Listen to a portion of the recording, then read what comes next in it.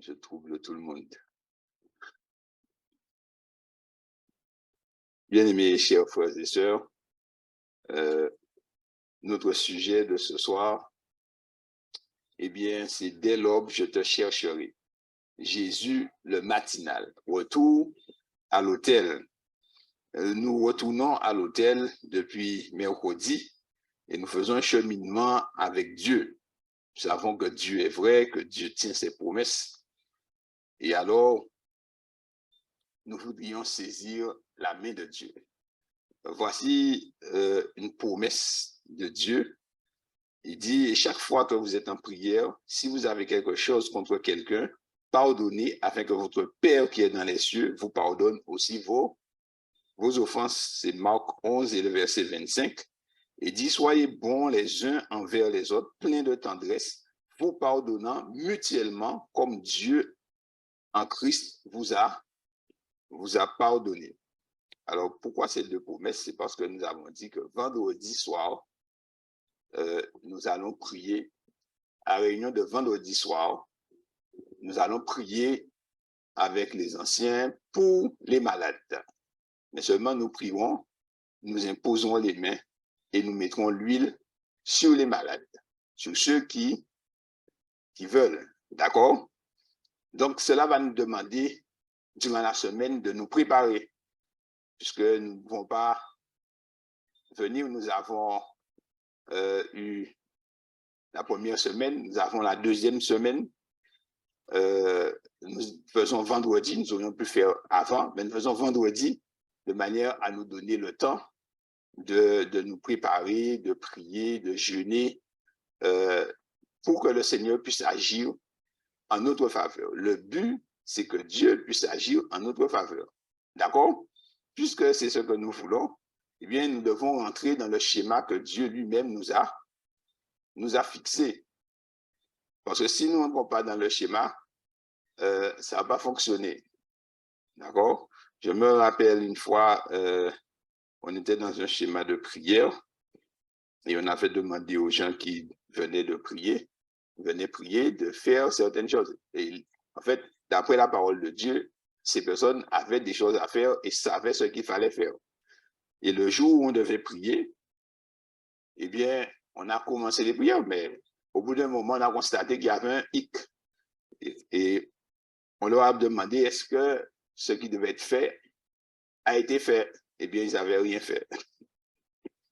Ils sont venus quand même, mais ils n'avaient rien fait. Je dis, mais si vous n'avez rien fait, on va faire une prière et puis on va rentrer chez nous. Et quand vous aurez fait ce qu'il faut, on va revenir, sauf qu'ils ne sont jamais revenus.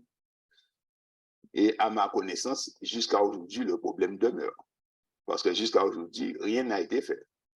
Donc, les frères, Dieu ne nous demande pas de nous agiter, de nous exciter. La chose est écrite dans la Bible. Nous voulons que Dieu agisse. Eh bien, nous saisissons ce que Dieu nous dit et nous entrons dans le schéma. Si nous ne sommes pas dans le schéma, ça ne va pas fonctionner. D'accord? Même si nous nous agitons, même si nous crions, même si nous chantons tous les cantiques que nous voulons, ça ne va pas fonctionner parce que nous ne sommes pas dans le schéma pour que Dieu puisse agir. Si nous voulons que Dieu agisse, nous devons rentrer dans le schéma. Et certaines fois, ce qui nous bloque, c'est notre orgueil. Voilà. Donc, nous devons prier le Seigneur pour que Dieu puisse nous aider à rentrer dans le schéma. Si nous entrons dans son schéma, lui aussi, nous allons le trouver tout simplement. Voilà. Donc, ça, c'est le premier jalon. Donc, il nous dit de pardonner. Si nous avons quelque chose, nous devons mettre les choses en règle, de sorte que Dieu puisse agir pour nous. D'accord? Et je peux vous dire que ça marche. On vient de faire une prière à l'église. On n'avait même pas d'imposition de main ni d'onction d'huile. On a demandé aux frères 3 jours pour se préparer. Et on a des frères et sœurs qui racontent ce que Dieu a fait pour eux. Des malades qui sont guéris. Donc, je ne vais pas dire qu'à la bourse, ils sont plus spirituels que nulle part. Ce sont des pécheurs comme tous les pécheurs. Seulement, ceux qui sont rentrés dans le schéma, Dieu peut agir pour eux. C'est tout simple. Et il ne veut pas dire qu'à Chauvel, ils sont plus pécheurs qu'ailleurs. C'est faux. C'est l'Église, mes frères. C'est la Bible. Si nous voulons, Dieu fonctionne avec nous. D'accord? J'essaie de dire ça le plus tranquillement possible pour que ça ne paraisse pas être quelque chose de forçant, quelque chose de magique. Il n'y a rien de magique là-dedans. Tout est par là, par la foi. Si nous entrons dans le schéma que Dieu nous a proposé, alors nous trouvons Dieu. C'est aussi simple que cela. Alors, puisqu'on parle de trouver Dieu, je vais vous inviter à chanter la première strophe du 285. C'est toi, Jésus, que recherche mon âme. Alors, on va attendre la sœur Céline. 285.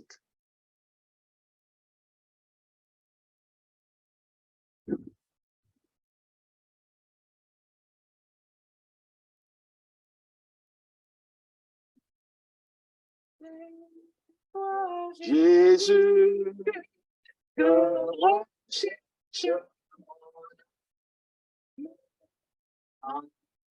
de trouver sous sa regard que je crois, je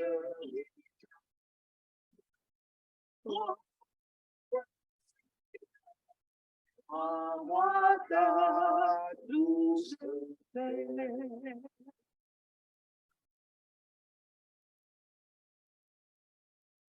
Maintenant, nous allons prier, mes frères, pour demander au Seigneur, c'est notre défi, pour demander à Jésus de nous aider à vaincre notre orgueil. À vaincre notre orgueil, à dépasser cela de manière à ce que nous puissions faire ce qu'il faut, pour non seulement par rapport à la prière, mais c'est par rapport à notre cheminement avec Dieu, parce qu'il était concevable que nous puissions chanter les mêmes cantiques et viser le même ciel et être cloisonnés. Voilà, des fois on est ensemble, on est dans le même lieu, mais on n'est pas unis. On est ensemble, mais on n'est pas unis. Et quand c'est comme ça veut dire qu'on est séparés, on est compartimentés. Or, Jésus a prié dans Jean 17 pour que l'Église soit unie. D'accord? Donc, l'unité se fera dans la mesure où nous sommes unis à Jésus. Il nous unira les uns aux autres. Mais nous devons accepter de mourir et de nous dépasser nous-mêmes. Donc, nous allons prier pour demander à Dieu de nous donner la victoire sur l'orgueil et de nous permettre de dépasser cela, notre ego, et de voir que finalement, que ce que Jésus nous demande, eh bien, c'est pour notre propre bien. D'accord? Parce que certaines fois, on veut faire, mais on ne fait pas. Pourquoi? Parce que c'est juste, c'est nous. Nous sommes encore bien vivants. Alors, il faut prier Dieu pour que Dieu puisse nous aider à dépasser cela. Et je donne un exemple.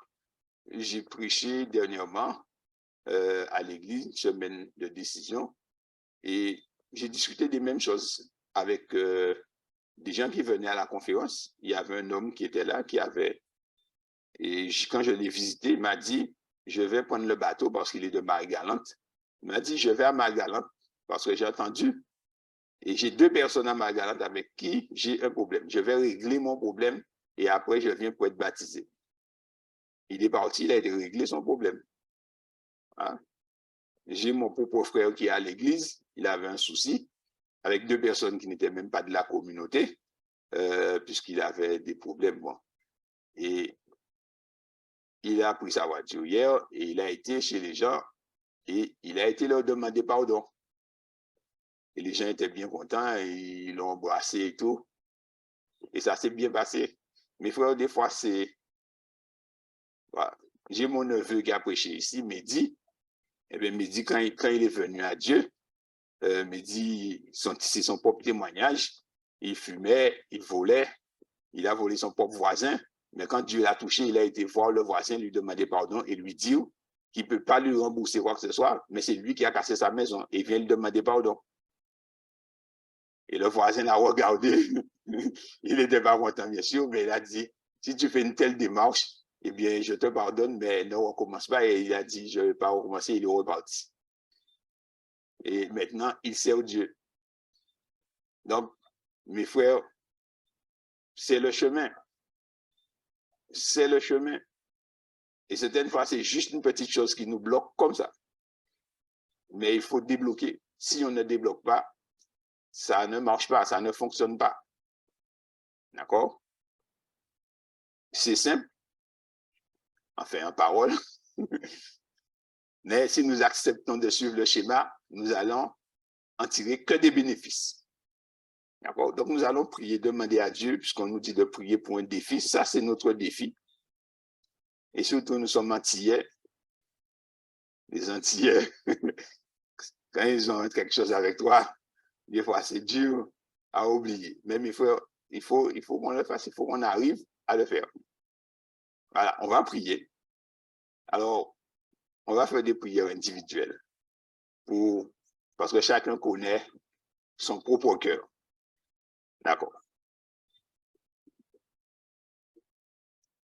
Vous avez entendu, Jésus nous a cherchés dans la nuit profonde et nous en a tirés par la foi. Si Dieu nous en a tirés, mes frères, c'est pour nous faire du bien, pour que nous puissions marcher dans la lumière jusqu'à ce qu'il vienne nous chercher.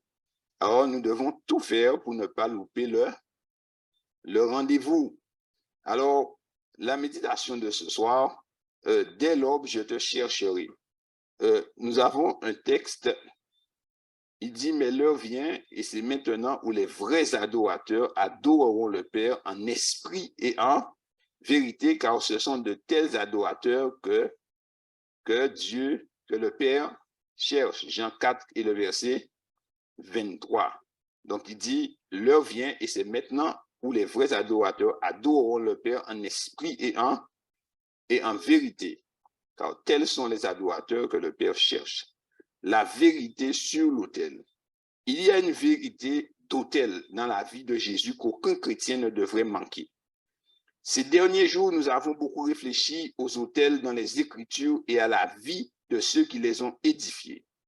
L'autel est une métaphore, une image pour désigner un lieu et un moment d'adoration du Dieu vivant. Et là, il n'est pas nécessaire de posséder un autel physique pour adorer Dieu. Il faisait des autels de pierre, d'accord, mais il nous est dit qu'il n'est pas nécessaire pour nous d'avoir un autel physique. En fait, si un disciple de Jésus vit en communion constante, sérieuse et empreinte de la Bible près de Dieu, il ou elle a déjà érigé un autel aussi réel que celui qu'Élie a reconstruit sur le mont Carmel. Donc, nous voyons un tel autel dans la vie de Jésus. Au milieu d'une vie bien remplie, faite de ministères quotidiens, de menaces constantes et d'assauts féroces du diable, Jésus a pris le temps de longues périodes de prière et d'adoration. Lui qui était égal au Père, selon Philippiens 2,6, trouvait encore important de se taire et de savoir que Dieu est Dieu. Donc, c'est important. Jésus trouvait le moyen, bien qu'il était fils de Dieu, il trouvait encore important de se taire et de savoir que Dieu est Dieu, selon le psaume 46, 10. Jésus a compris dès son plus jeune âge que sa vocation exigeait une connexion constante avec son Père. C'était la seule façon de porter les péchés du monde sur la croix. Alors, selon Marc chapitre 1, et je vous invite à prendre vos Bibles, Marc chapitre 1, à partir du verset 35, Marc 1, à partir du verset 35,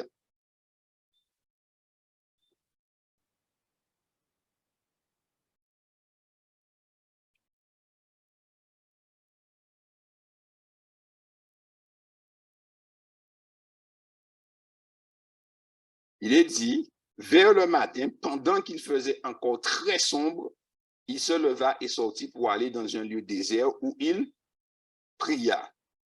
Simon et ceux qui étaient avec lui se mirent à sa recherche. Et quand ils l'eurent trouvé, ils lui dirent, tous te cherchent. Il leur répondit, allons ailleurs dans les bourgades voisines, afin que j'y prêche aussi, car c'est pour cela que je suis sorti. Et il alla dans les synagogues par toute la Galilée, et il chassa les démons. Alors, selon Marc 1er, verset 35, Jésus se levait bien avant le jour. Où est-ce que Jésus a pris cela? Pourquoi Jésus se levait aussitôt? Jésus connaissait les Écritures et Jésus avait appris les Écritures. Et donc, ce qu'il faisait, il agissait d'après les Écritures. Rappelez-vous ce que nous avons vu, Élie a reconstruit l'autel d'après la parole de Dieu. Tout ce qu'il a fait, il l'a fait d'après la parole de Dieu. Jésus aussi va agir en faisant cela d'après la parole de Dieu. Dans le psaume 119 et le verset 147, voici ce que l'ancêtre de Jésus selon la chair, David, a écrit dans le plus long psaume que l'on connaisse, psaume 119, verset 147, David dit ceci, il dit, je devance l'aurore et je crie, j'espère en tes promesses. Donc David dit, il devance l'aurore, donc il se lève de grand matin, d'accord, avant même qu'il ne fasse jour, exactement comme Jésus a fait. Puisque David l'avait fait avant et que cela lui avait réussi, eh bien Jésus qui lisait les Écritures, qui étudiait les Écritures, savait que c'est ce que David faisait. Et donc lui aussi, selon la parole de Dieu, eh bien il va faire la même chose. Donc vers le matin, pendant qu'il faisait encore très sombre, donc il devance l'aurore pour prier, comme son père David le faisait, et il va prier. Pourquoi il va prier? Eh bien, remarquez ce qui se passait. La veille, Jésus avait accompli un ministère intense. Et voici le ministère. À partir du verset 32, après le sabbat, au même chapitre de Marc 1er, il dit, le soir, après le coucher du soleil, on lui amena tous les malades et les démoniaques. Et toute la ville était rassemblée devant sa porte. Il guérit beaucoup de gens qui avaient diverses maladies. Il chassa aussi beaucoup de démons et il ne permettait pas aux démons de parler parce qu'il le connaissait. D'accord? Maintenant, Jésus a fait tout cela, c'était quand même extraordinaire. D'accord? Donc, quand les gens ont vu cela, eh bien, ils ont dit, voilà l'homme qu'il nous faut. Eh bien, à leur réveil, les disciples remarquent que Jésus est absent et partent à sa recherche. Et lorsqu'ils le trouvèrent, il lui dit, tout le monde te cherche. Au verset 37, il dit, mais tout le monde te cherche.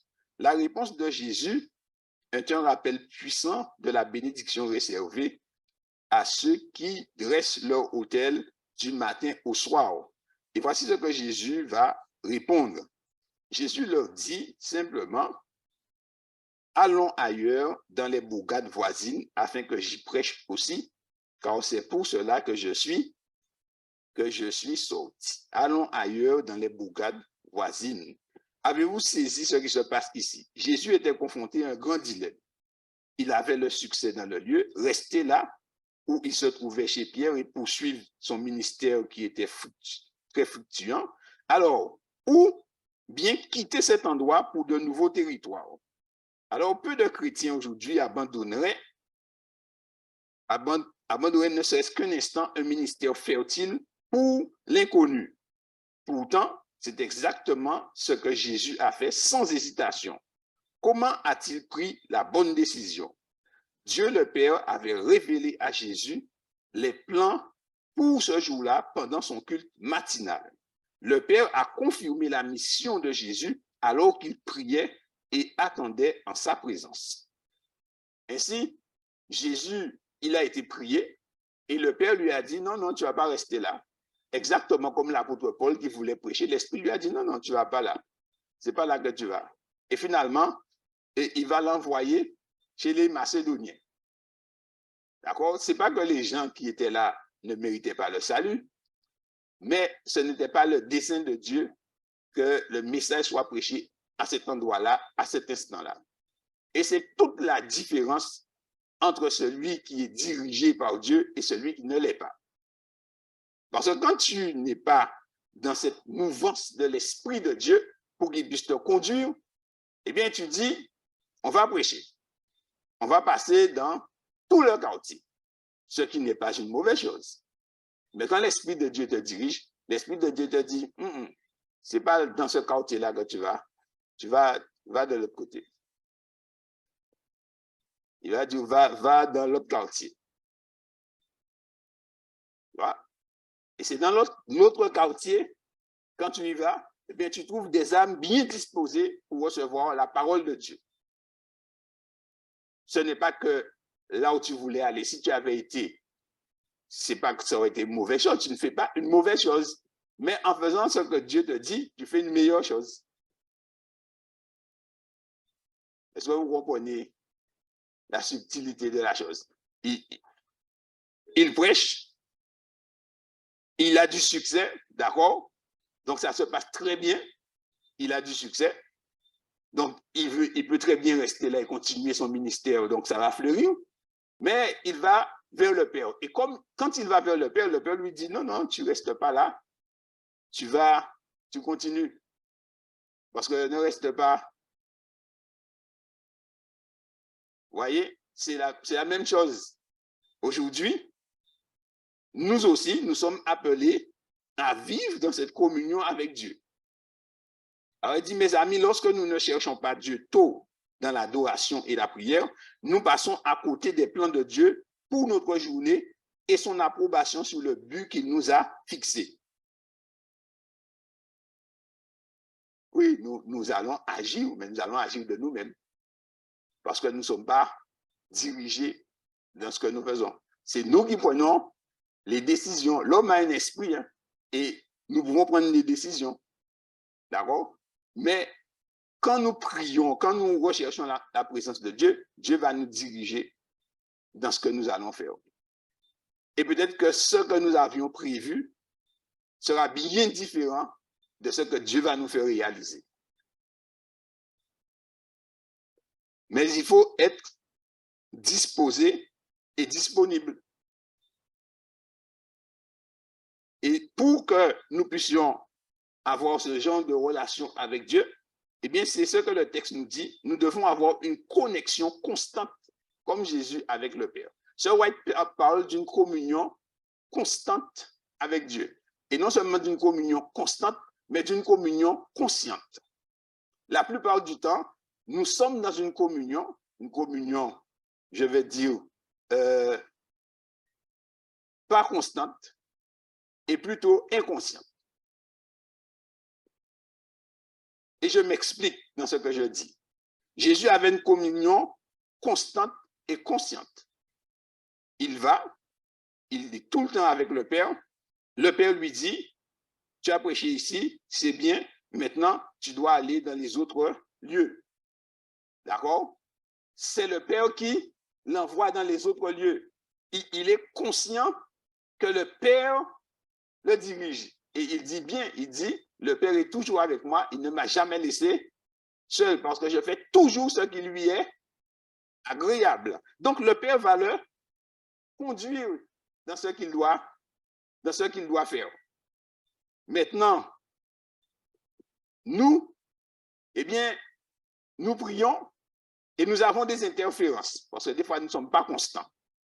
Nous prions aujourd'hui, je vais dire chaud. Demain, ce sera moins chaud. Et ça va se ressentir sur notre vécu. D'accord? Dans ce genre de relation, des choses nous arrivent. Et nous disons, pour une idée m'a dit, si j'avais écouté mon idée,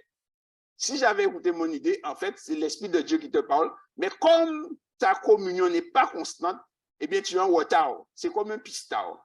Les pistards, quand tu fais de la piste, surtout quand vous regardez cela, quand le gars il monte, l'autre doit monter derrière. Et quand il descend, il doit le suivre. Une fois qu'il a fait une fraction de seconde, il a dévié, eh bien, il a perdu la course. Eh bien, des fois, Jésus, il est déjà en haut, nous sommes en bas.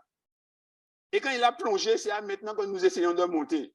Mais nous sommes en retard. Nous sommes en retard. Et c'est pourquoi que nous avons l'impression de pédaler et de ne pas arriver. Ça, c'est communion. On n'est pas constant et on n'est pas conscient. Des fois, des choses t'arrivent. Alors, comme ça t'arrive, quand tu n'es pas dans la relation constante et consciente, eh bien, Dieu, il fait les choses dans ta vie. Parce qu'il fait les choses dans ta vie pour t'emmener justement à cette relation. Et toi, tu dis, oh, mais je n'avais pas comme ça. Et Dieu, j'ai vu que Dieu a fait quelque chose pour moi. Mais si tu es dans la relation comme Jésus, Dieu va te dire, va là et fais ça. Tu vas avoir telle personne, va là. J'entendais un jeune frère qui expliquait son expérience. Il allait travailler et sur ça où Dieu lui a dit, non, c'est pas là, tu vas à Vieux-Bourg, à Bibou. Il dit, mais qu'est-ce qu'il va chercher là? Il dit, Seigneur, et quand il dit, bon, d'accord. Et quand il arrive, le Seigneur dit, maintenant, tu freines et garde la voiture. Et il dit, rentre là. Et où est-ce que Dieu le fait rentrer? Dans le bloc. Il dit, bon, Seigneur, je te suis. Et là, il va et Dieu lui dit, voilà, c'est cette maison-là. Il voit une femme qui sort, il dit, c'est elle. Et il commence à parler avec la dame. Et effectivement, cette dame était un peu dans le désarroi. Et il prie avec la dame. Et la dame se trouve vraiment émerveillée. Et Dieu lui dit, maintenant ta mission est finie, tu peux aller travailler. Voilà, là, c'est conscient. C'est conscient. Si de lui-même, il n'aurait jamais été là. Voilà. Dieu lui dit, voilà, conduis. Ça nous fait peur des fois, parce que c'est toujours le même truc. Tu lui as dit, waouh, est-ce que monsieur va anémie? On passe toujours à l'anémie. Et cette anémie-là, c'est ça qui nous bloque, mes frères. Mes frères, il y avait des faux prophètes, il y avait des vrais prophètes. D'accord? Il y avait eu des faux Jésus-Christ, mais il y avait un vrai Jésus-Christ. Il y a des faux dieux, mais il y a un vrai Dieu. Donc, c'est par la foi. Si nous devons avoir une foi vivante au Fils de Dieu. Parce que je vais vous faire voir quelque chose. Nous tous, adventistes du 6e jour, qu'est-ce que nous attendons? Nous attendons que Jésus revienne. C'est vrai? Mais avant que Jésus revienne, nous savons tous qu'il y aura la marque de la bête. Et nous nous préparons tous pour ne pas prendre la marque de la bête. Vrai ou faux? D'accord. Maintenant, quand on dira que vous ne pouvez ni vendre ni acheter, vous voyez comment les gens sont devant l'hôpital. On passe et la vie continue et ils sont là. Mais vous savez que personne ne viendra vous secourir pour une affaire de sabbat et de dimanche. Donc, ça sera pire. Alors, dans une telle situation, d'accord, dans une telle situation, tu es dans un appartement et tu as des enfants, ou bien même si tu es tout seul, tu décides de ne pas prendre la marque. C'est tout à ton honneur. Qu'est-ce qui va se passer pour toi? Parce que c'est pas... Quelle est la promesse que tu vas réclamer? Du pain vous sera donné et de l'eau, qui c'est qui va te l'emmener? Ah, mais qui c'est qui va te l'emmener? Le corbeau. Pas le corbeau, c'était pour Élie. Ce sont les anges de Dieu qui vont l'emmener. Les anges de Dieu vont emmener le pain et l'eau comme pour Élie dans le désert. Maintenant, la clé de tout cela, tu crois que ce jour-là, les anges vont t'emmener du pain et de l'eau. Mes frères, réfléchissons bien à ce que nous disons. Mais aujourd'hui, tu es incapable de croire que Dieu peut envoyer un ange et que Dieu peut communiquer avec toi. Comment l'ange va emmener l'eau pour toi? Comment tu vas faire? Comment tu vas faire? Voilà la vraie question, parce que nous disons ça. Mais la réalité, c'est que si vous avez croyez que mon anémie depuis vous raconter un butin, mais vous-même que vous faites souvent anges. Pourtant, c'est une réalité. Quand Christ était dans le désert et qu'il a passé son examen avec Satan, il a vaincu Satan. Qui c'est qui est venu lui emmener la nourriture? Mais c'est la même chose qui va se reproduire à la fin des temps. Ah? Eh bien, c'est pourquoi que nous devons accéder à cette communion-là. Et cela va nous demander de nous lever le matin pour aller chercher Dieu. Ça va nous demander de nous lever pour prier, mais ça va nous demander aussi d'abandonner certains faux schémas que nous avons sur Dieu. Dieu est réel. Les anges sont des êtres réels. D'ailleurs, d'accord, si nous croyons que le démon est réel, les anges de Dieu sont réels. Dieu n'a aucun problème à interagir avec nous. C'était pareil dans la vie des apôtres, c'était pareil dans la vie des patriarches, c'est pareil dans la vie des disciples, c'était pareil dans la vie de Sir White et de ceux qui étaient là. Comment l'Église a été fondée? Les frères ont cherché dans la Bible, Dieu donnait des visions à Sir White.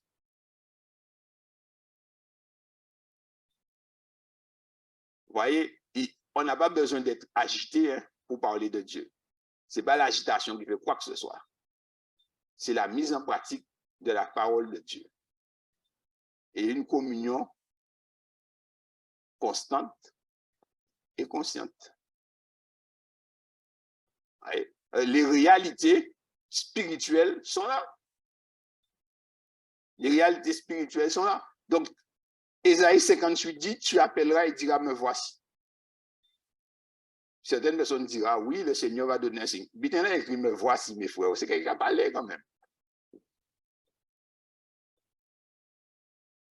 Quand j'étais pas adventiste du 7e jour, j'étais sur un monde en train de lire une Bible parce qu'un témoin de Jéhovah m'avait dit que Jésus-Christ n'est pas Dieu et il avait pris un texte pour moi, Proverbe 8.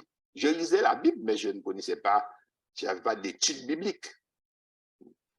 Mais je me disais, il y a un truc qui n'est pas, je ne sais pas, mais je trouvais que ça, c'était comment Jésus-Christ n'est pas Dieu. Et j'ai pris la Bible et je suis là sous un arbre, je suis en train de relire le passage et je prie et je prie.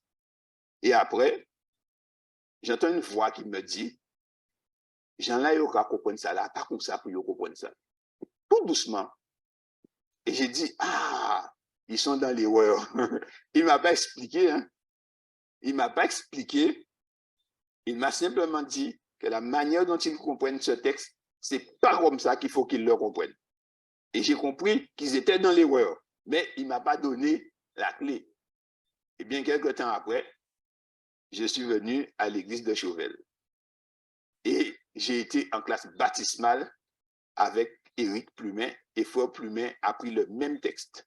Et il a décortiqué le texte et il l'a expliqué. C'était comme pour Paul. Dieu l'a saisi et il a dit, rentre, on te dira ce que tu dois faire. Donc, c'est dans l'église que Dieu m'a donné l'explication. Vous voyez? Mais en tout cas, je savais qu'ils étaient dans l'erreur. Ainsi, Jésus a reçu de Dieu les instructions pour savoir qu'il devait changer d'endroit. Et bien souvent, c'est ces instructions qui nous font défaut. Pourquoi? Parce que nous voulons faire le bien, mais nous le faisons de nous-mêmes. Le comité décide. D'accord? Le comité décide, c'est pas mauvais, mais des fois, c'est pas vraiment ce qu'il faut faire. Des fois, nous décidons, c'est pas mauvais, mais c'est pas vraiment ce qu'il faut faire. Mais nous avons un sérieux problème à cet égard. Et là, je vais quand même mettre un garde-fou. Et c'est pas tout ce qui nous passe dans la tête pour dire que c'est Dieu, hein, mes frères. Il faut faire les choses d'après la parole de Dieu. Parce qu'il y a des gens, dès qu'un truc passe dans leur tête, ils vont dire que c'est Dieu, que c'est Dieu. Je ne suis pas dans ce cheminement-là. D'accord? On est dans une chose sérieuse, simple et tranquille. Il faut agir d'après ce que Dieu nous dit. Quand il n'y a pas de révélation, il faut marcher d'après ce qui est écrit. Alors, donc, nous avons cette situation. Alors, je vais dire quelque chose. Je vais vous lire quelque chose que je tire d'un livre C'est une compilation d'Ellen G. White, Puissance de la grâce. Maintenant, tous les livres sont électroniques. Vous pouvez retrouver le livre facilement. Je lis dans la partie du 9 octobre. Le recours qui ne manque jamais. Ayez recours à l'Éternel et à son appui. Cherchez continuellement sa face. 1 Chroniques 16, 11. Durant sa vie terrestre, Jésus enseigna à ses disciples de quelle manière ils devaient prier. Il leur a appris qu'ils devaient exposer à Dieu leurs besoins journaliers et se décharger sur lui de tous leurs soucis. L'assurance qu'il leur donna de l'exaucement de leurs prières, il nous la donne aussi. Et voilà où je veux venir. Il dit, réservons-nous une place pour la prière secrète. Jésus avait choisi plusieurs endroits où il se retirait pour communier avec son Père. Faisons de même. Donc Jésus avait plusieurs endroits où il pouvait se retirer pour prier. Nous devons avoir des lieux de prière, des lieux où nous rencontrons Dieu, où nous pouvons communier avec Dieu sans être gênés par aucune autre personne. Ça peut être une pièce dans la maison, ça peut être dans un bois, ça peut être dans un lieu quelconque, mais nous devons avoir des lieux de rencontre avec Dieu. Jésus en avait plusieurs. Donc, il dit, nous devons réserver une place pour la prière secrète. Alors, quand on parle de prière secrète, il ne s'agit pas seulement de prière que personne n'entende, où on ne parle pas. Parce qu'on a développé encore quelque chose, des gens qui prient, mais ils ne parlent pas. Ça peut se faire. Mais il ne faut pas que ça devienne, comment dire, un principe, parce qu'on a peur que Satan entende. Il y a des gens qui ne prient pas, ils disent parce qu'il ne faut pas que Satan entende, pour que Satan ne puisse pas. Mais mes frères, ça c'est donner trop de pouvoir à Satan. Parce que ça va être dit à lui de la prière fervente. Quand Satan entend la prière fervente, toute l'armée de l'adversaire est saisie des fois et tremble, car il sait qu'il va perdre. Donc, il ne faut pas avoir la prière secrète dont parle la sœur White, c'est être dans un lieu où personne ne t'entend, où il n'y a personne derrière la porte qui écoute ce que tu dis. Oui, parce que si tu es dans une maison et que tu te mets à parler, et puis il y a quelqu'un derrière la porte, ça, toutes tes affaires sont dans la rue. Hein? Donc, il faut avoir un lieu, c'est pour ça qu'elle parle de lieu secret. Mais en ce qui concerne la foi, si tu parles à Dieu, tu as une affaire avec Dieu, c'est avec Dieu que tu as une affaire. Et quand tu t'adresses à Dieu, Dieu te répond à son enfant. D'accord? Donc, si tu veux prier, il y a une circonstance où tu pries, tu ne prononces pas de paroles parce que où tu pries dans ton cœur, ça peut se faire. Mais il ne faut jamais que ça devienne parce qu'on a peur que ça t'entende. Et beaucoup de personnes disent, ah non, il ne faut pas en parler. Faut pas.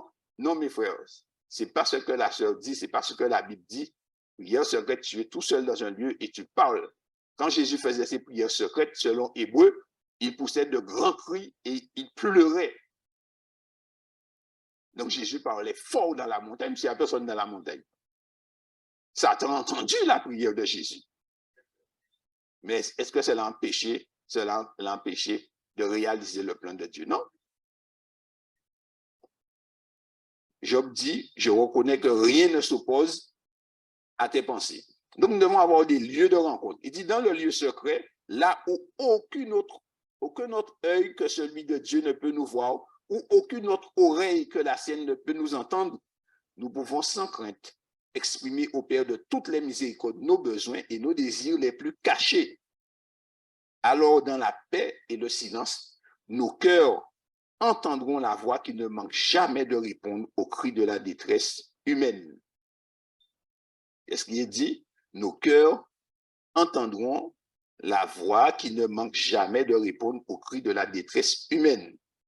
Et quand nous sommes dans cette relation, d'accord, voyez ce que ce White dit, mes frères, je suis en plein dans l'adventisme, hein. Là c'est esprit de prophétie. Écoutez ça, hein. Il dit, quand nous ferons du Christ le compagnon de notre vie, nous sentirons autour de nous la puissance d'un monde invisible et en regardant à lui, nous lui ressemblerons. Là, ce n'est pas Charlie Saint-Jean, hein. C'est Hélène G. White. Dit, quand nous ferons du Christ le compagnon de notre vie, nous sentirons autour de nous la puissance d'un monde invisible et en regardant à lui, nous lui ressemblerons. Hein. Tu n'es pas dans la fiction, tu rentres dans le réel de Dieu. Et elle dit, par la contemplation, nous serons transformés, notre caractère s'adoucira, s'affinera et s'ennoblira pour le royaume céleste. Notre communion avec le Sauveur augmentera notre piété, notre pureté, notre ferveur et notre sens de la prière. Parce que tu acquiers un sens de la prière. Parce que l'Esprit de Dieu va te guider dans ce que tu dis dans la prière. Tu vois? Quand tu vas prier, l'Esprit de Dieu va te guider dans le sens de la prière. Je me souviens, j'étais à la maison et je me suis réveillé et j'allais prier. Et feu sœur Pierre-Marie était vivante, ainsi que son époux. Et quand je me suis mis pour prier, excusez-moi, quand je me suis mis sur le lit assis sur le lit, j'allais prier.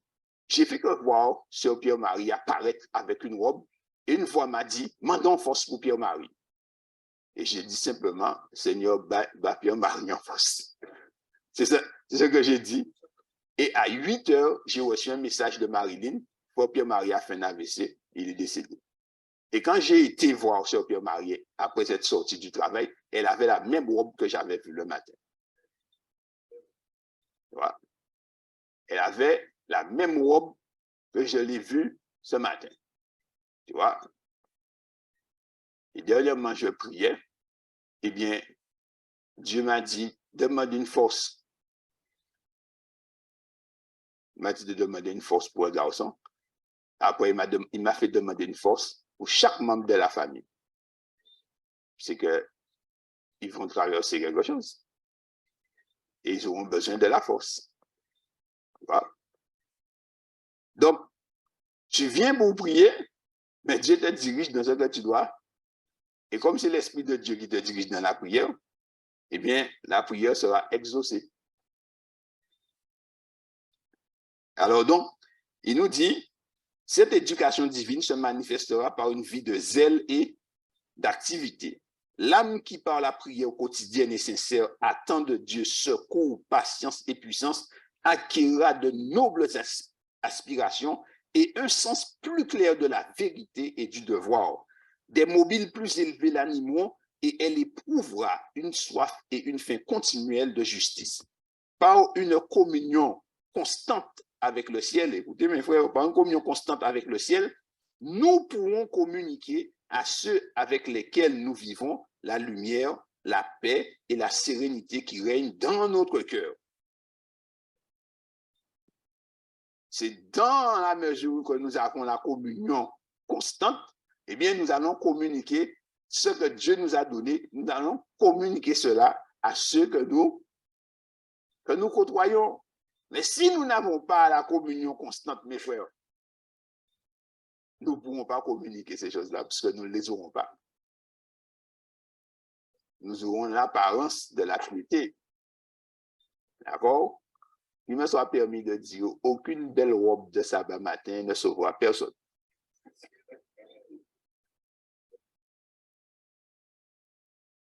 Oui, parce que des fois, il y a beaucoup de superficialité dans notre piété. Il y a beaucoup de... Mais quand je dis ça, ce n'est pas pour taper sur quiconque. Mais nous sommes dans une réunion de prière parce que nous voulons être sauvés. Si nous sommes là, c'est parce que nous voulons être avec Dieu. Mais la Bible dit qu'il y a beaucoup d'appelés, peu d'élus. Mais au moins, nous voulons être parmi les élus. Parce que nous pensons généralement que parce que notre nom est sur le registre de l'Église, nous sommes déjà dans le bon groupe. Ce n'est pas comme ça, mes frères. Il faut véritablement s'attacher à Jésus-Christ. Si nous ne nous attachons pas à Jésus-Christ, mais nous allons nous faire rejeter, puisqu'il dit, si tu n'es ni froid ni bouillant, et si tu es tiède, je vais te vomir. Mais le truc est clair, nous serons vomis. quand on allait en sortie avant, on chantait, quand on voyait les autres églises, on chantait, nous sommes des Chauvéliens. Et au nom de Chauvel, tout le monde devait rester. Oui, ça c'était une époque. Mais pour entrer dans le ciel, tu ne vas pas chanter nous sommes des Chauvéliens. Hein. On doit avoir la communion constante, d'accord? On doit avoir Christ en toi. Et ça, c'est par la communion. Et c'est pour ça qu'il nous appelle à le rencontrer le matin. D'accord? C'est un sujet qui est très sérieux. Donc, il dit, dans la mesure où nous avons cette communion constante, nous allons pouvoir communiquer aux autres la sérénité et la paix. Et écoutez, il est dit, la force puisée dans la prière jointe aux efforts persévérants de notre esprit. Il faut faire les efforts persévérants de notre esprit pour rester vigilant et recueilli, rend aisé l'accomplissement des devoirs quotidiens et sauvegarde notre paix. Donc, ça veut dire que ton travail devient aisé parce que tu as pris le temps de communier avec Dieu. Tu as pris le temps de communier avec Dieu. Donc, quand tu arrives devant une situation, Dieu te donne l'intelligence et Dieu fait les choses pour toi. Dieu fait les choses pour toi. Vous savez, c'est la deuxième fois que je fais le sujet. Je l'ai fait à 5h30. Je le fais avec vous. Parce que je vais à la bourse à 5h30 avec l'église et après je viens ici le soir. Mais les frères, le temps que je fasse ça, parce que comme ma belle-mère, elle veut aller et elle a déjà un certain âge, donc il faut que je la ramène, il faut que j'aille travailler. Eh bien, Dieu est tellement bon, ils ont fait un chantier juste à côté de la maison. Je ne sais pas, en fait, c'est Dieu. J'étais sur un chantier, ils m'ont déplacé, ils m'ont envoyé sur un autre chantier. Et le chef m'a dit, bon, l'autre chantier, ça avance pas tellement. Ton collègue, je l'ai envoyé faire quelque chose. Eh bien, va sur le chantier, c'est juste à côté de ta maison. Je dis, ah bon? Je dis, merci. Donc, jeudi et vendredi, j'étais tout près de la maison. J'ai dit, bon, ça c'était jeudi et vendredi. J'ai dit, mais la semaine prochaine, qu'est-ce qu'il va faire? Et donc, ils ont envoyé le planning, mais le soleil était déjà couché. Et il m'était dit, mais tu peux regarder. J'ai dit, hein, j'ai laissé, il dit, de toutes les manières, ça ne va rien changer. Que tu le vois maintenant, que tu le vois après sabbat. Eh bien, c'est ce matin que j'ai pu le regarder. Et j'ai vu que pendant toute la semaine, ils m'ont mis à côté de ma maison. Je vais même aller à pied si je veux. Alors, je dis, Seigneur, merci. Parce que j'ai le temps d'aller à l'église et de revenir, de passer à la maison, de me changer et d'aller sur le chantier et de travailler tranquillement. Donc, je remercie Dieu. Dieu rend les choses aisées. Aisées. Donc, nous n'avons pas, chers frères et sœurs, à nous en faire. Il faut prendre le temps avec Dieu. Et quand tu prends le temps avec Dieu, eh bien, c'est Dieu qui rend les choses aisées. Il nous a dit, la religion doit commencer par la purification du cœur et être nourrie par la prière quotidienne. Par la prière quotidienne. Je vais dire que ce n'est pas que nous ne prions pas, mais nous avons besoin d'être vigilants. Parce que quand tu as prié, eh bien, certaines fois, ça arrive, vous allez me dire que ça vous arrive, tu pries pour quelque chose. Et quand tu sors de chez toi, la même chose que tu viens de prier, c'est ce qui t'arrive. Certaines fois, c'est parce que nous ne sommes pas assez vigilants. Il nous faut exercer la vigilance. D'accord? On a prié, il faut rester vigilant. Et quand tu pries, eh bien, il ne faut pas, je vais dire, mon fils, Johan m'avait dit, papa, nous sommes des Iliens et ça se ressent sur notre parole. Je lui ai dit, comment, qu'est-ce que tu veux me dire? Il m'a dit, tu n'as pas entendu, tu n'entends pas comment nous parlons. Nous disons, nous allons faire, si nous faisons une entreprise, nous allons faire une petite entreprise pour nous débrouiller. Si nous faisons une prière, nous allons faire une petite prière. Tout ce que nous faisons est tout petit. Il dit, mais tu ne vas jamais entendre un Américain parler comme ça. C'est-à-dire, il va monter une entreprise et il va viser grand. Il dit, c'est parce que nous sommes sur une île, mais il dit, mais c'est pas parce qu'on est sur une île. C'est lui qui me disait, papa, c'est pas parce qu'on est sur une île qu'on doit penser comme ça. Il faut penser autrement. Je dis, pauvre, mais il a raison. Il a raison dans ce qu'il me dit là. Vous savez pourquoi? Eh bien, quand tu pries, eh bien, tu dois oser demander plus. Tu dois oser demander plus. Parce que Dieu peut faire infiniment, Éphésiens 3:20, au-delà de tout ce que nous demandons ou nous connaissons le texte, mais nous connaissons le texte, mais nous n'essayons pas de saisir la réalité. Tu vois? Donc, ça veut dire que si nous demandons quelque chose à Dieu, Dieu peut faire plus. L'église de Chauvel veut une nouvelle église. Dieu peut faire plus. L'église de la Brousse veut une église. Dieu peut faire plus. Dieu peut faire plus. Il y a une église chinoise qui a commencé avec 9 personnes. Cette église doit compter à peu près 1000 membres. Doit compter à peu près 1000 membres aujourd'hui. Mais cette église a déjà donné naissance à 9 autres églises qui ont à peu près 300 membres. Vous savez quel est leur secret? Tous les jours, ils sont dans l'église de 4 heures du matin, de 4h30 à 5h30. Avec femmes, enfants. Les étudiants, ils sont, c'est pas 10 jours, c'est tous les jours. C'est tous les jours, ils sont là. Et ça dure depuis des années. Et c'est une église adventiste. Et ils ne sont pas morts. Ils ne sont pas morts, ils ne sont pas devenus pauvres. Les enfants n'ont pas loupé leur examen. Dieu leur a donné tout et ils continuent quand même. Vous voyez? Donc, si nous voulons, Dieu peut. Mais il faut que nous aussi, on veuille. Alors la question, c'est est-ce que nous voulons? Eh bien, si nous voulons, il nous faut commencer déjà, comme Jésus, à suivre son exemple, à trouver le temps de la prière, dès le matin. Et si vous n'arrivez pas à vous lever, demandez à Jésus de vous réveiller. Et si vous voyez que vous n'arrivez pas à vous réveiller tôt, il faut examiner ce que vous faites. À quelle heure vous allez vous coucher? Parce que mes frères, si vous restez derrière le film, ce n'est pas de vous réveiller tôt. Vous ne risquez pas de vous réveiller tôt. C'est une logique. Si tu te couches tard, tu ne peux pas te réveiller tôt. Donc, il faut que tu prennes des mesures. Il faut que tu regardes aussi qu'est-ce que tu peux changer dans ton planning, comment tu peux t'organiser. Et tu demandes à Jésus de t'aider à te réveiller. Et Dieu va te réveiller. Et dès que tu demandes ça à Dieu, Dieu te réveille. Ah oui, il te réveille sans problème. Donc, la première chose que tu dois faire, c'est t'en remettre à Dieu. Ce n'est pas aller dans ton portable. Il faut laisser le portable et il faut aller à Dieu en premier. Donner à Dieu la première place. Alors, tu dois avoir un moment seul à seul avec Dieu. Avant de faire culte de famille, tu dois communier avec Dieu, toi seul. C'est là que tu reçois la force. Et les plus grandes victoires remportées par les chrétiens ne sont dues ni à l'intelligence, ni à la connaissance, ni à la sagesse, mais à la lutte menée seul à seul avec Dieu dans la prière.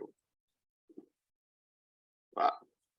Dans la prière. Il y avait un jeune pasteur qui est arrivé dans une église et il y avait deux sœurs âgées qui étaient au fond de l'église et chaque fois qu'il prêchait, il voyait les sœurs. Alors, le pasteur, quand il est sur la chair, il regarde, il voit les sœurs. Et systématiquement, elles sont en train de pécher des lambis. Alors, c'est une expression qui dit qu'elles dorment. Et alors, il dit, mais c'est pas possible. Et il va prier parce que il veut aller exhorter les sœurs pour dire aux sœurs de ne pas dormir et tout, mais il prie Dieu pour savoir comment faire. Comment faire parce que il veut quand même être sage. Et il reçoit un songe.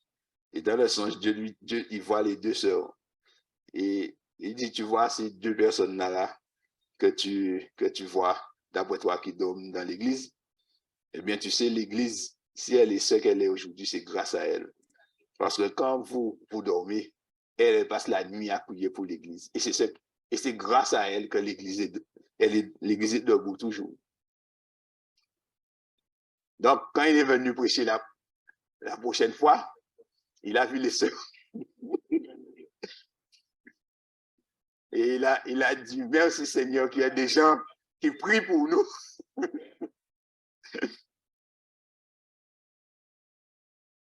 Voilà, c'est Dieu connaît véritablement. Parce que les sœurs remportaient des victoires. Et j'ai une sœur qui m'a raconté une expérience, ça m'a fait plaisir. Et j'ai trouvé ça extraordinaire parce que, vu de là où elle était dans une grande détresse. Et il a fallu accompagner. Et elle me dit qu'il y avait un SDF aux portes de son église. Et elle a dit à son pasteur, pasteur, il faut prier pour lui. Pour que Dieu, le pasteur l'a dit. Mais le pasteur ne voyait pas comment que Dieu allait faire quelque chose avec cet homme. Et elle a dit, pasteur, je vais prier. Elle était fâchée, elle m'a dit, pasteur, je vais prier pour lui. Et tu vas voir de tes deux yeux que cet homme va s'asseoir sur le banc de l'église. Et comme ils avaient, dans les 10 jours, prié au jeûne, et elle rendait témoignage qu'elle jeûnait et qu'elle priait pour cet homme. Et elle m'a dit, elle venait de rendre son témoignage et le pasteur était assis là. Et le pasteur la regarde, le pasteur a souri, parce que le pasteur sait quelle conversation qu'ils ont eue. Elle m'a dit, elle ne sait pas à quel moment elle s'est retournée. Elle regarde juste devant le pasteur, le SDF est assis sur le banc. Il est rentré dans l'église, il s'est assis sur le banc. Il a été au micro et il a été loué Dieu pour sa bonté. Et maintenant, il cherche une maison pour habiter, il sort de la ruche. Les plus grandes victoires, c'est dans la lutte avec Dieu seul. C'est pourquoi il faut se lever, mes frères, il faut prier, il ne faut jamais désespérer. Il faut toujours garder la foi.